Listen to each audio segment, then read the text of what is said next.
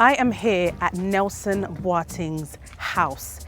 This is not just an ordinary house, it's a house that was built with plastics. Yes, plastics. Within 72 days, he built this house. Now, this is my third interview with him. The first time I interviewed him, he was using plastics to build pavements, and now he has done this. Guys, I am super excited. You know, we're always talking about affordable housing, and this was just under $10,000. Follow me.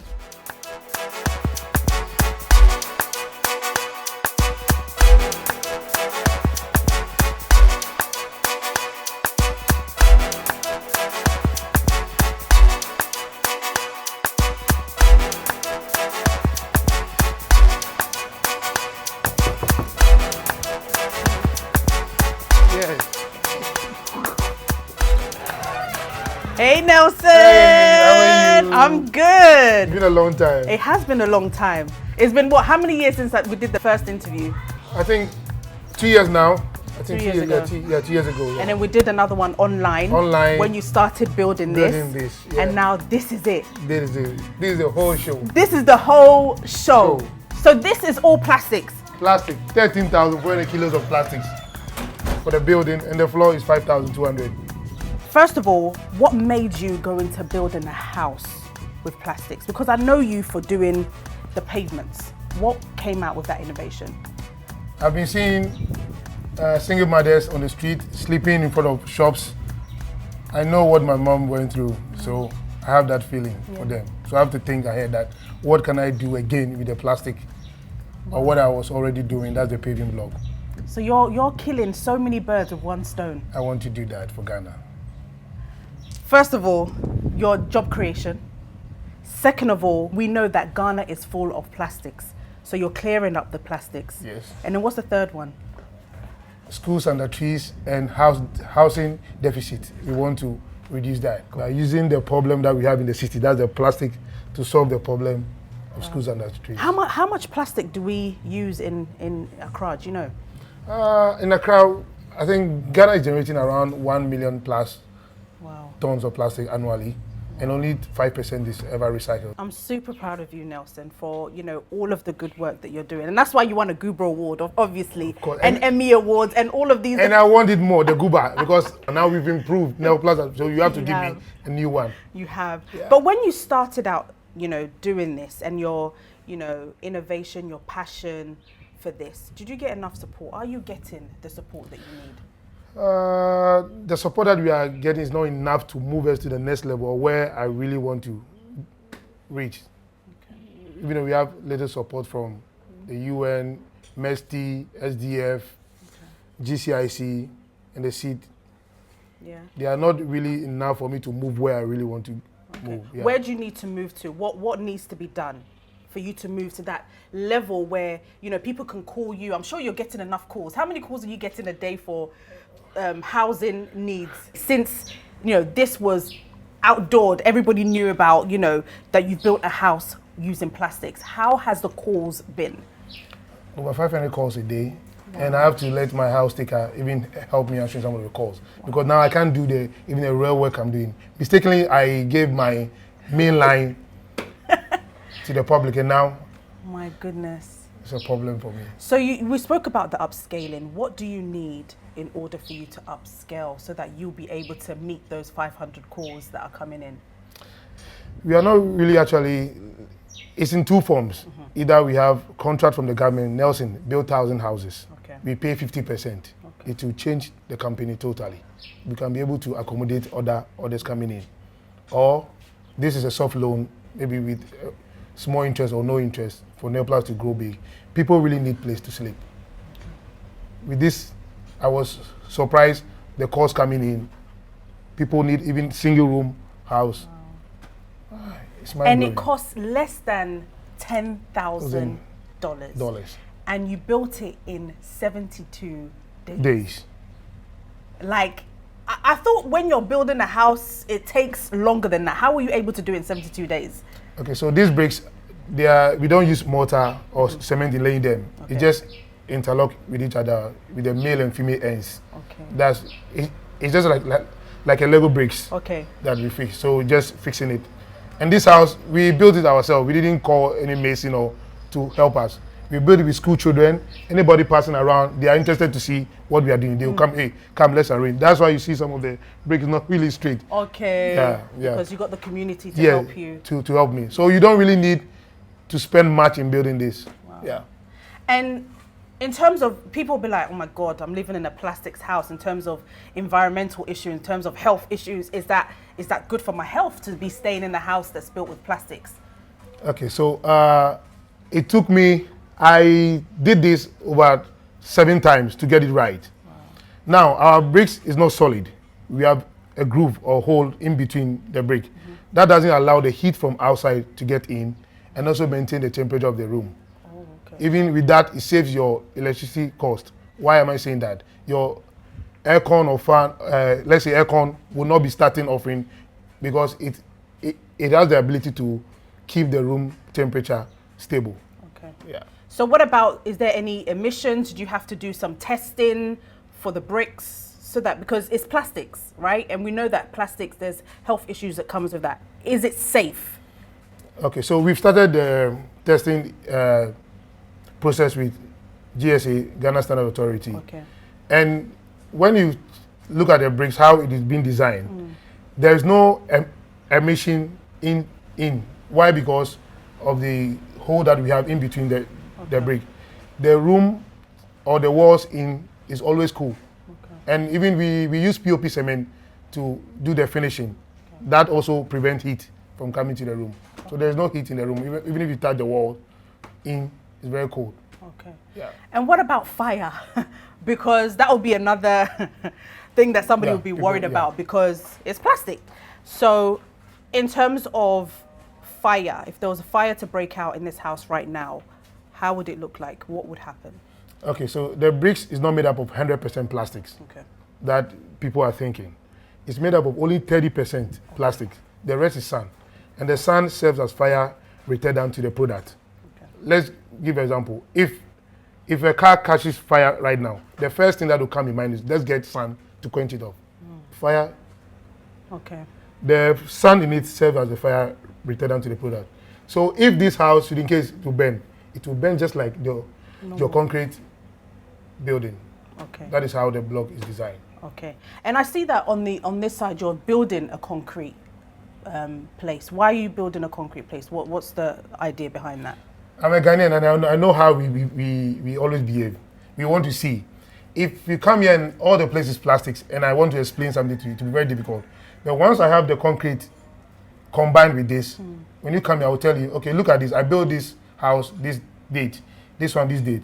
Which one am I doing more maintenance on?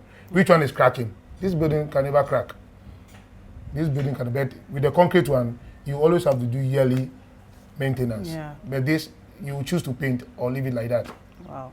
And with something like this, can you paint it? Can I paint it a different color? You know, are you able to do that? I'm able to do that. I just left this out for people to believe that it's plastics. Okay. But when you go in, they're all painted. Okay. I can do the same, what I did in, out. I can do the same. And plastics can last up to what, 200 years? 500 years before it will even start decaying. 500 By then, you and I, we are gone. You know what, guys? Seeing is believing, yeah? Should we go inside and see what Nelson Boateng has done to this house in 72 days? Wow. So this is plastics. 13,400 kilos of plastic waste from our gutters and beaches. You are kidding me. It's true. It's true. This is a proper home. And the decoration, so who did all this? I did everything myself. So you're interior designer? Not really, you know. I really want to do things that the ordinary Ghanaian can afford. That is why I try to do things not to bring in more cost. So obviously the $10,000 is not inclusive of the decoration? No. No. So if you were to add the decoration, totally how much would that cost? About 75 to 80,000 Ghana cedis. So about $12,000, between $15,000, $15,000. Yeah, $15,000, yeah. And in terms of the house, how many levels can you do? For now, we can go two levels. Okay. Yes. Why is that? Because of the molds that we have. Okay. Our corner molds are made in such a way that it can carry two. Okay. All right. Yeah. So obviously this is a prototype. Okay? Prototype. That's why it's just 1 bedroom, big hall, kitchen combined. Okay, so it's 1 bedroom. Can we go and have a look? Yes, we can go and have a look at it. This is a small kitchen unit. Guys, this is... You have everything. Everything in there. Your gas cooker, your sink. And you can have some beer whilst watching football. If you want to stand here, watch TV. No, this is great. Okay, let's have a look at the bedroom. Yes.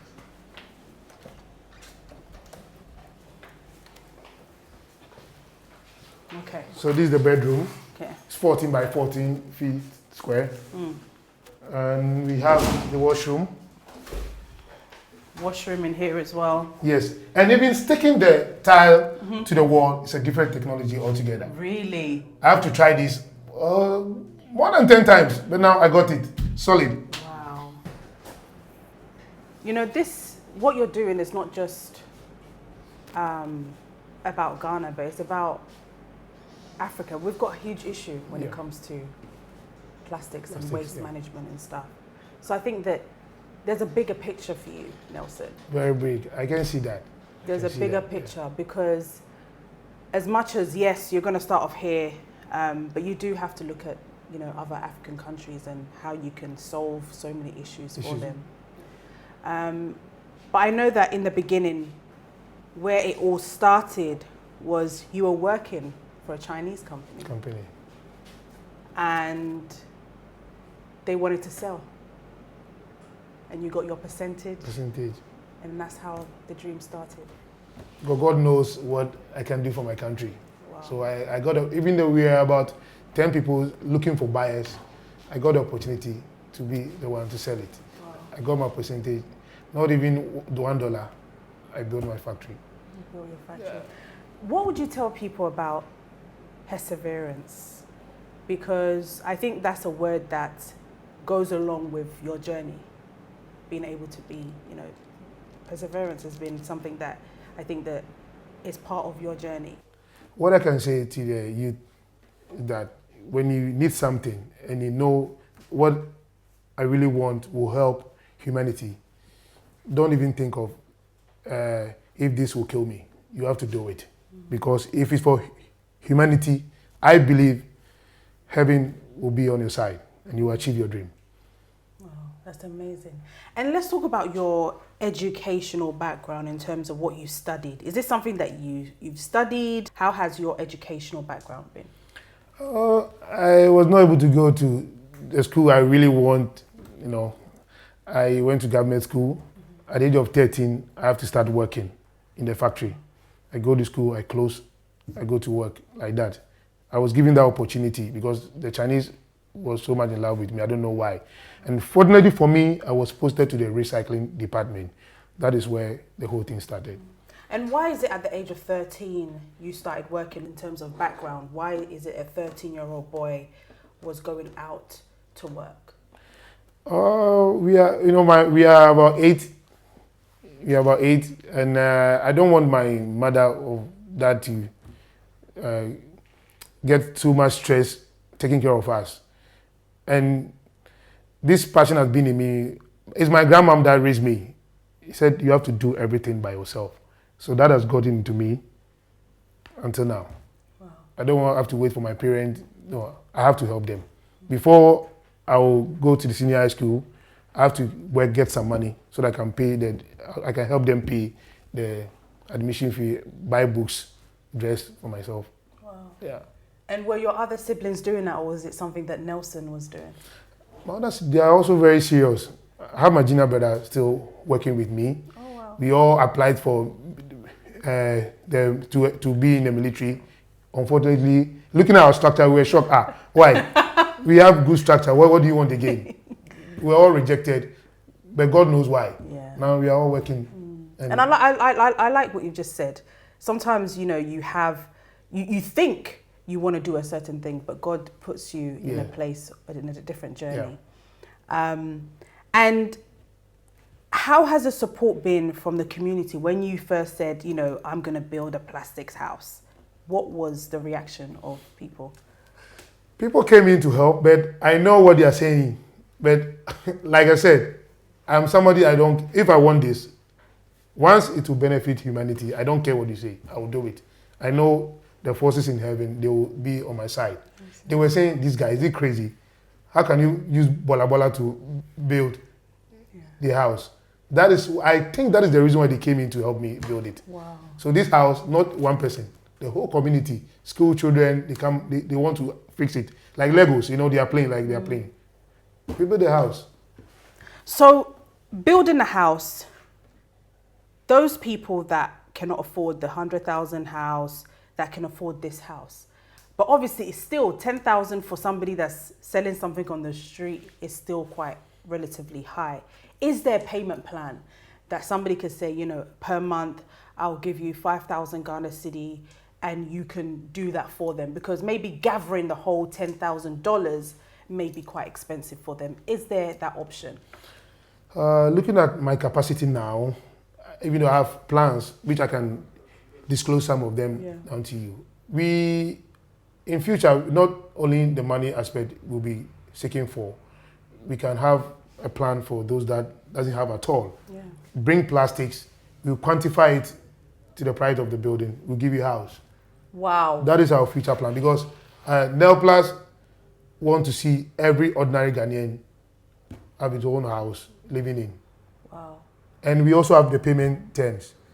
You can make some deposit, we start for you. When you have the money, we'll come and continue for you whilst we take care of others. All this will come to pass if at least we have not the government giving us money per se. Nelson, take this money. A contract, Give me, Nelson, build 1,000 houses. If the government is able to pay even 50% to us, it will change everything. Others will benefit. So many will benefit. The jobs creation, the plastics we need to take from the environment. Because looking at this, I call it small house. It's 13,400 kilos of plastic waste. You can imagine times 1,000. My goodness. Now we will be fighting over plastic. Like how to even get the plastics to use. Because now even the rich will never leave his metal outside. He will put it in his boot and sell it. The money is not enough, but it's fun that what you call waste, you can sell it and get money. That is what NELPLAS want to take plastic to. Wow. And you know, you've been helping the community for a while because you started off doing the plastics, like I said, the pavement, sorry. And with that, I know that people supply you with the plastics and you pay them on a daily basis. How many plastics were you getting daily? My collectors are over 300. You have 300 collectors? Over 300. That you're paying that each I'm paying. Time. Wow. Depending on the plastic they bring you. Yeah, the kilos. They have the capacity to take about 20,000 kilos of plastic waste from the environment. But the problem is NELPLAS. We can only recycle 3,000 kilos. The rest, I have to turn them back. Because they also need the money. They've suffered walking in the sun. To go and gather the plastic. You can't tell them, go and come back next week. So sometimes we have to even stop them for 3 months. Don't bring plastics. Because the area even I'm operating is just 1 acre of land. And the plastic takes more space than even the real machine we're working with. Wow. Yeah. So for NELPLAS to grow, apart from the investment, in terms of like, how much land would you actually need? And how much workers? What is your vision for NELPLAS? We need about 40 acres of land to operate. Wow. The plastic waste alone will take about 60% of the space. Of the space. We were seeking for $2 million to start with because we realized putting in big money, people try to go shun from it. We bring it to 2 million. We're still having difficulties. Like I said, we don't really need, now, with my board, we've decided we don't really need money. No, Nelson, take this money, do this. Give us contract. Give us, Nelson, build 1,000 homes. Yeah. We'll pay 50% first. As you move on, we'll be then paying. You grow, then yes, that will change the company. That will change the company totally from this state. Wow. And how does your family feel about it? I know your wife, your beautiful kids. How are they seeing Daddy? How's your wife? What is she saying? I really put them into stress, you know, because I'm the type, if I get money, instead of letting them enjoy, I'll use it to do research. And my wife will always be complaining. And I understand it. Yeah. Not that she's a bad one, I understand it. Because you can't get money. The president gave me $10,000 to actually buy some equipment. Who did? The president of Okay. Ghana. Yeah, I don't know whether you can have it Oh, there. okay. Yeah. I use that money to upgrade myself. Instead of saying, oh, family, take 2,000 or 1,000. I used everything. Wow. Because you're passionate about... If I want to achieve something, I don't care. Once I know it will help humanity, I don't care what may come my way. Wow. But now they are happy. Last time she was here, seeing the ambassador of Denmark sitting right in front of me, eating in my plastic house. So since then, she has agreed to my dream. Really? Yeah. That's amazing. Yeah. I mean, the government has given you some money. How has, other missions and stuff that you're coming... I've seen Denmark did something for you. What did they exactly do for you? So they took us to training on how to work with the plastic extrusion machine. Oh, and that really helped me and my workers. Oh, fantastic. Now we've improved from the last time you were here. That is why you're seeing these beautiful cows. Yeah, it really improved. Wow. GCIC, MESTI, Professor Frimpong Boateng has been so amazing to what. He didn't give me fiscal money, but he taught me, Nelson, knowledge. You can build your own machine. No need for me to give you money to go and buy. Wow. His assistant, Mr. Oliver Boachi, also the same. Nelson, we are not giving you any money. Go and find a way to do this. And that has built me up. Now I built my own machine. These bricks you are seeing, we didn't import anything from China or whatever. I built it myself. I know, because the machines that at your place, you do the plastic pavements with it, right? So you did this, everything yourself. Myself. No machine from China. No, I built everything here myself. So what does that tell you about Africa and the opportunity and the things that we can do for ourselves? We have the opportunity, but we don't believe in ourselves. When I was building this house, like I finished, when I finished setting up the place, I can hear from outside people are saying, hey, China people are doing well. I say, what? I was laughing, what China? So I came and called them, come. I built this house myself. The bricks, I mold them myself. Nothing from China.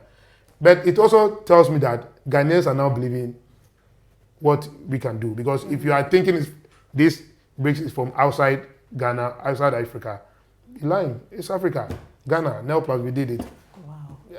So they were actually saying China outside. Yes. Because they don't believe that a Ghanaian person can do this. They don't believe it. They don't believe it. I did everything. High five. So let's sit and watch. Okay, watch some TV. Some TV.